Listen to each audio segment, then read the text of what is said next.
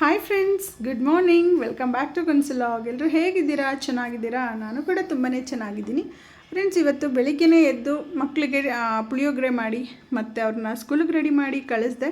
So ಇವತ್ತು ನಾನೇ ಸ್ಕೂಲಿಗೆ ಡ್ರಾಪ್ ಮಾಡೋಕ್ಕಿತ್ತು. ಯಾಕೆ ಅಂದರೆ ಲೋಕಿಗೇನೋ ಕೆಲಸ ಇತ್ತಂತೆ, ಅವರು ಆಚೆ ಕಡೆ ಹೋಗಿದ್ದರು. ಸೊ ಹಾಗಾಗಿ ನಾನೇ ಡ್ರಾಪ್ ಮಾಡಿದೆ. ಅದಾದ ನಂತರ ಬಂದು ಮೇಲೆ ಗಿಡಗಳಿಗೆಲ್ಲ ಫಂಗಸ್ ಆಗಿತ್ತು. ಸರಿ ಅಂತ ಹೇಳಿ ಲಿಕ್ವಿಡ್ನ ತೊಗೊಂಬಂದು ಅದಕ್ಕೆಲ್ಲ ಸ್ಪ್ರೇ ಮಾಡಿದೆ.